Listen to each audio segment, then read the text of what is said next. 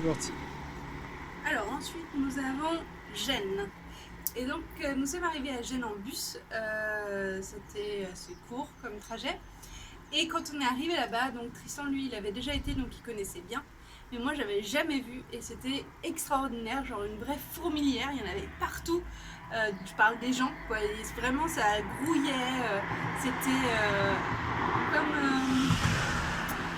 un peu comme un labyrinthe tu vois. Et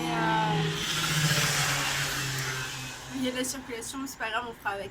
Et donc il y avait un labyrinthe de gens, de populations et des populations vraiment différentes. Par exemple, tu étais dans une rue et dans cette rue, il y avait pas mal enfin, de peuples qui avaient migré. Tristan m'avait beaucoup raconté ça, que comme ils venaient par le port en fait de Gênes. Et donc toutes les rues qui sont vraiment côté port, elles sont vraiment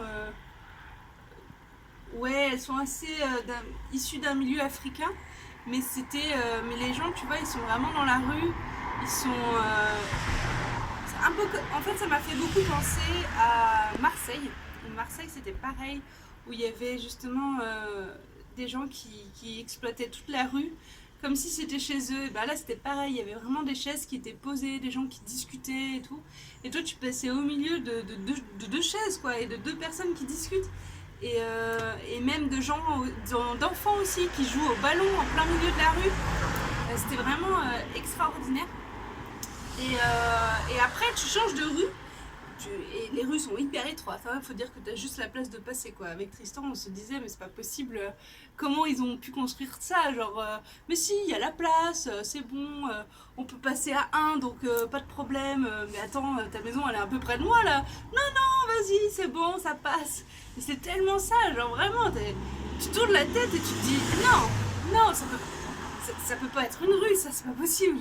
Et en fait, si, tu passes et puis tu arrives sur un grand truc et des fois tu tombes sur un grand axe et tu fais oh là, qu'est-ce qui s'est passé là? Pourquoi je suis passée d'un truc genre ça m'est arrivé là et puis d'un coup j'ai la place de passer. C'était fou quoi. Et ouais, donc on a vraiment. Moi j'ai vraiment beaucoup aimé parce que Tristan connaissait déjà, mais moi je trouvais ça vraiment parfait quoi. Il y avait du street art partout. Alors c'est un côté un peu crade, hein.